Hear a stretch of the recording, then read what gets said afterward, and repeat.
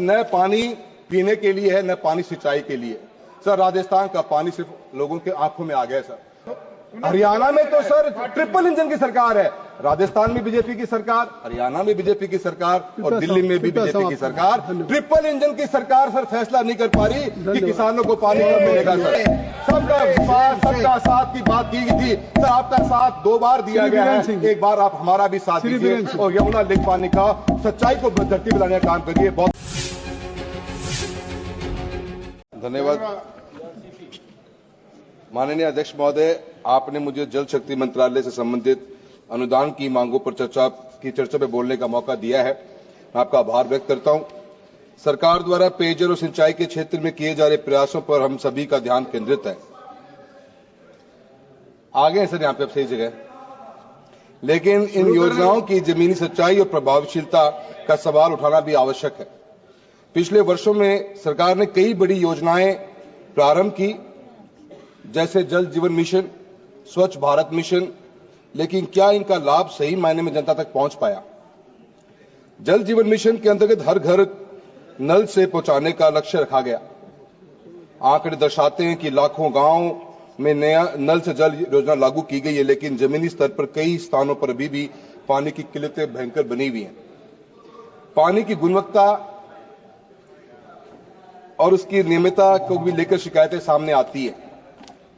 स्वच्छ भारत मिशन के लेकर भी सर अनेकों मुद्दे, पर सर ये मंत्रालय जब नया बना, देश के अंदर एक उम्मीद जगी थी इस बात को लेकर कि जल शक्ति मंत्रालय जल जीवन मिशन जैसी योजनाओं के साथ साथ इरिगेशन के पानी के ऊपर भी फोकस करेगा।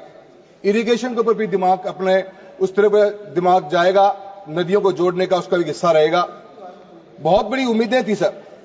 सर आज देश के अंदर पानी की अगर व्यवस्था देखें तो सर पूरे देश के अंदर जो एनुअल रेनफॉल है वो करीब करीब सर 4000 BCM है सर, बिलियन क्यूबिक मीटर्स है।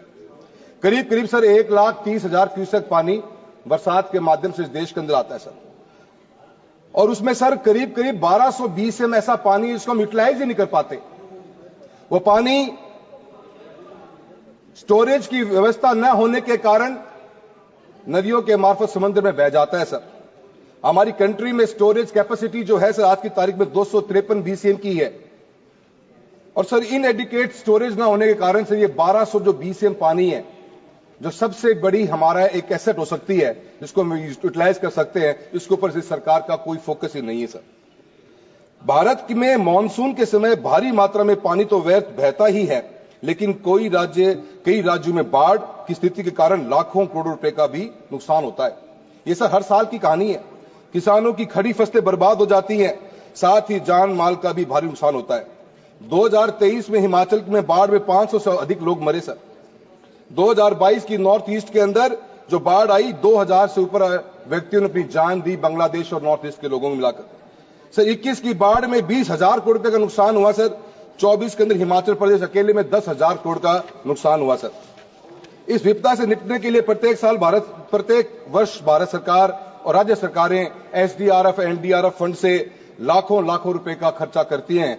अभी 2021 से 22 से 25-26 तक 55,000 करोड़ रुपए का प्रावधान SDRF NDRF में सिर्फ इसी बजट के लिए किया गया है सर। सरफेस वाटर और ग्राउंड वाटर की यूटिलाइजेशन अगर हम देखें सर कंट्री के अंदर, सर आज कंट्री के अंदर पर कैपिटा पर व्यक्ति कितना पानी हमारे पास में है सर। 1951 के अंदर ही 5177 क्यूबिक मीटर पानी प्रति व्यक्ति हिंदुस्तान में था सर, जो 2011 में घटकर सर 1545 क्यूबिक मीटर पानी प्रति व्यक्ति रह गया है।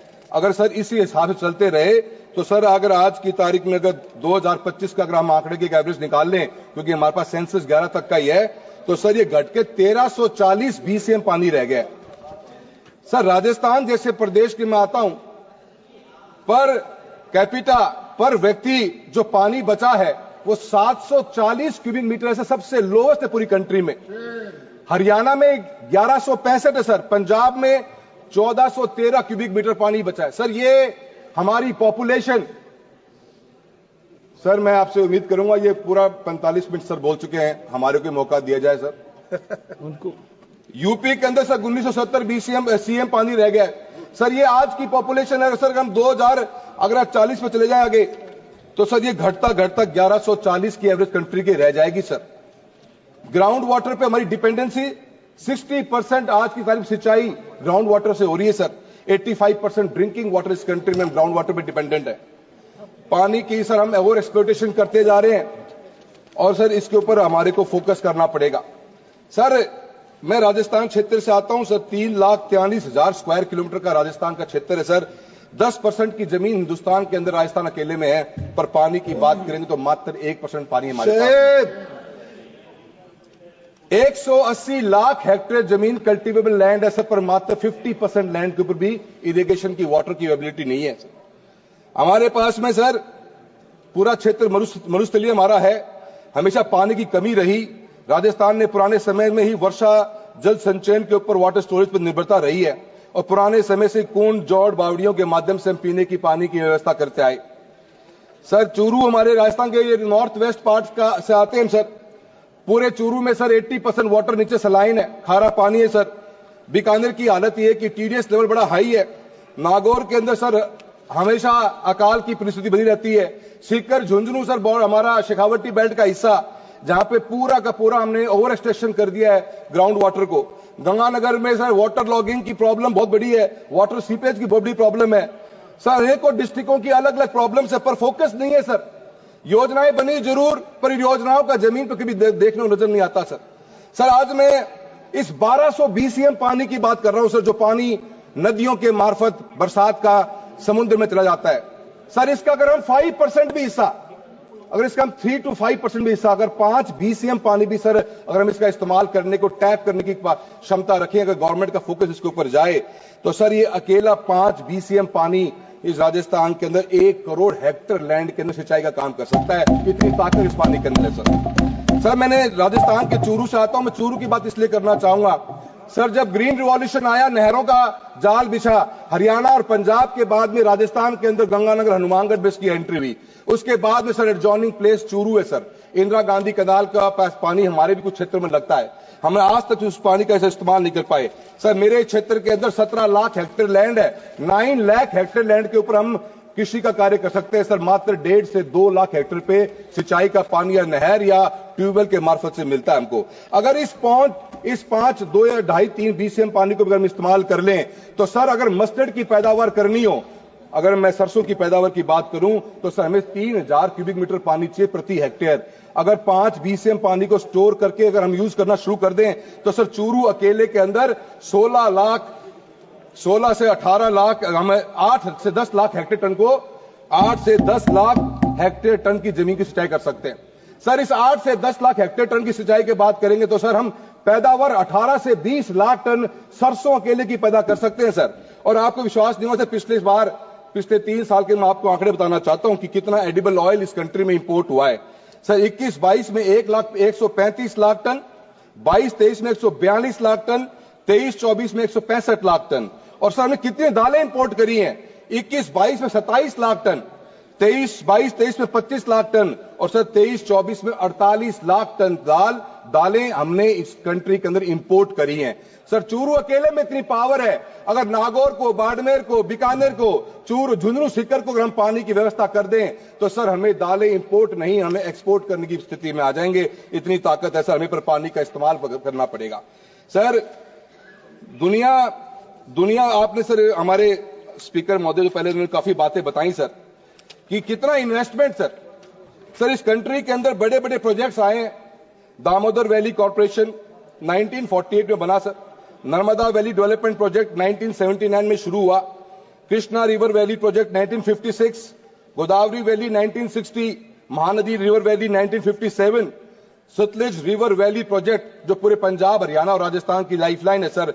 1950 में 270 करोड़ की लागत से 9,000 एमसीएम वाटर कैपेसिटी क्रिएट करी गई, जिससे हम 13 मिलियन हेक्टेयर जमीन की सिंचाई कर रहे हैं सर। गंगा बेसिन का डेवलपमेंट 1986 में स्टार्ट हुआ।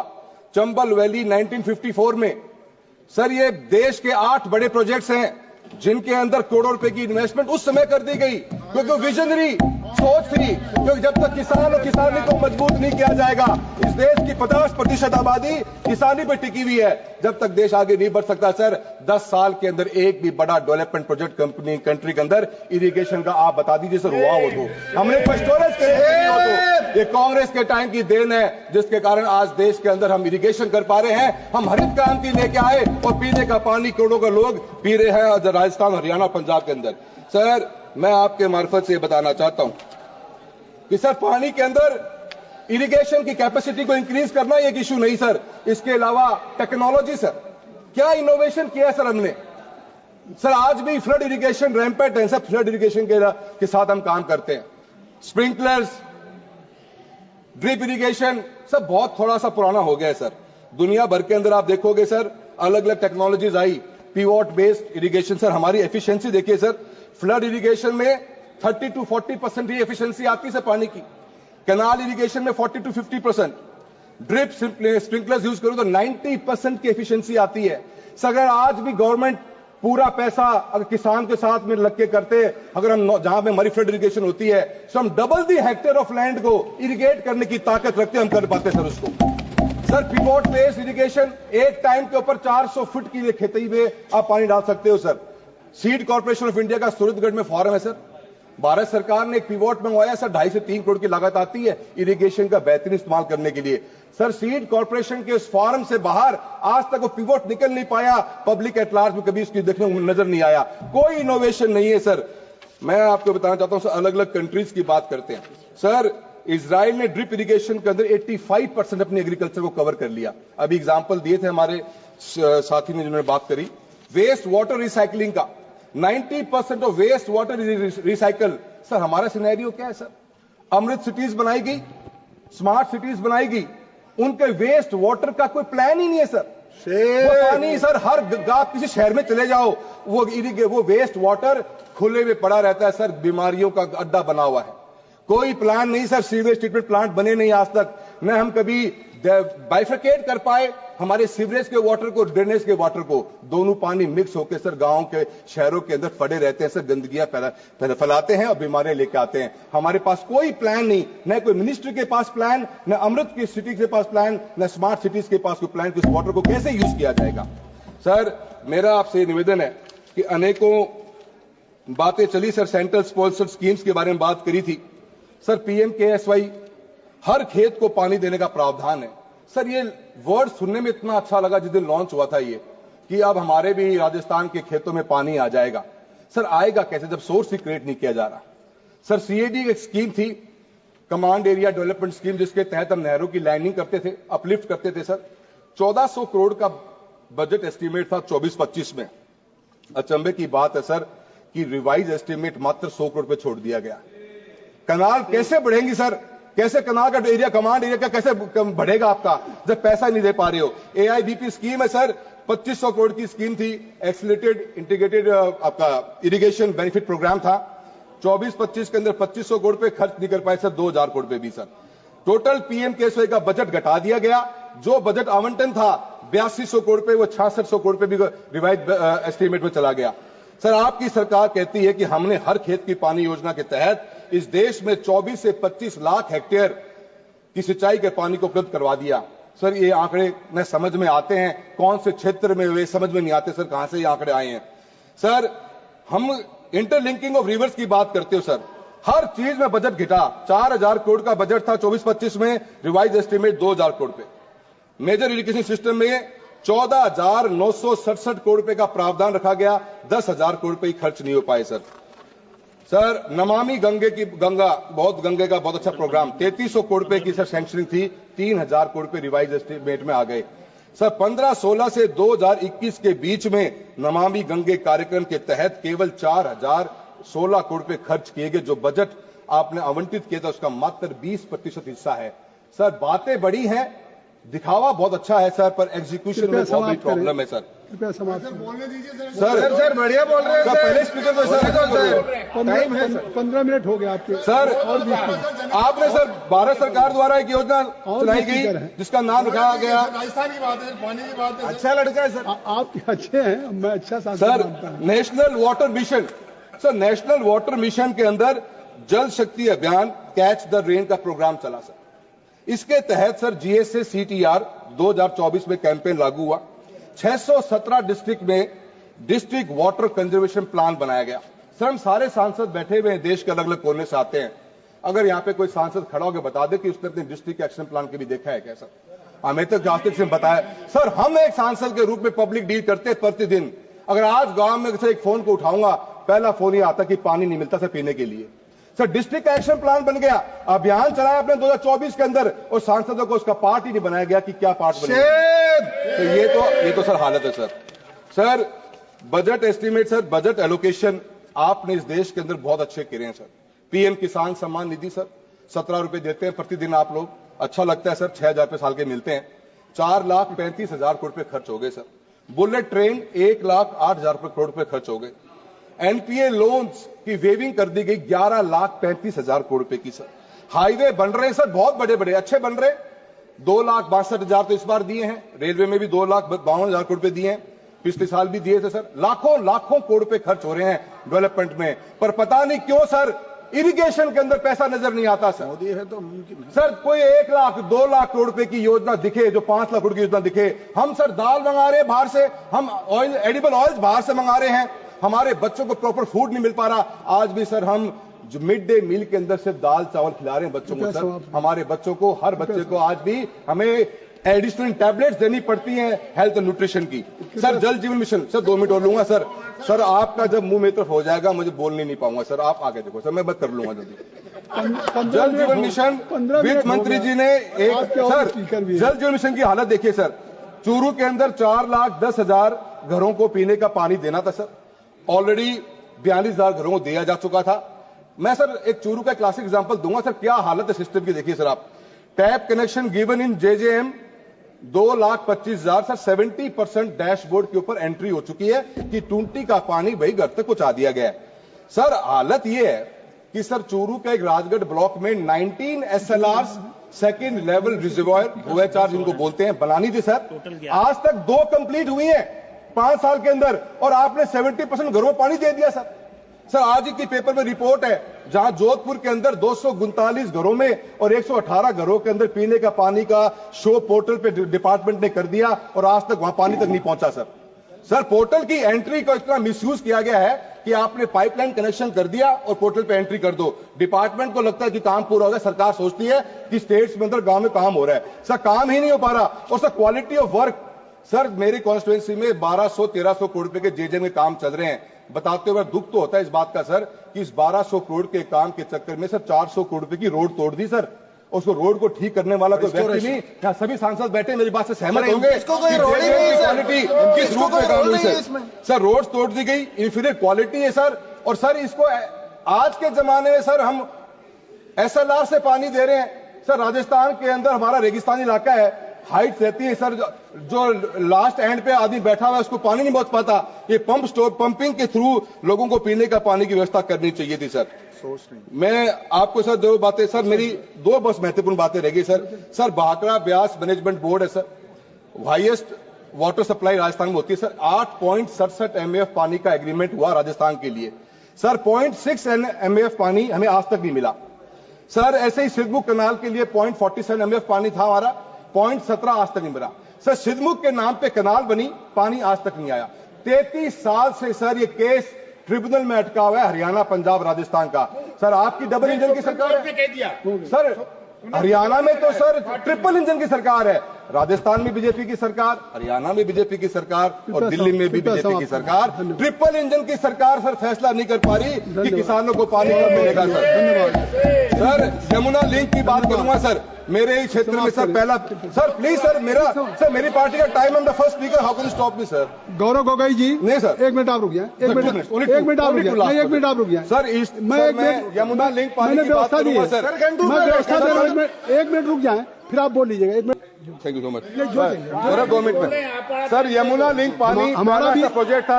1 घंटा 46 मिनट है सर। हम रेन वाटर को टैप करके सर तेजावाला हेड से पानी लेके आ रहे थे राजस्थान के अंदर सर।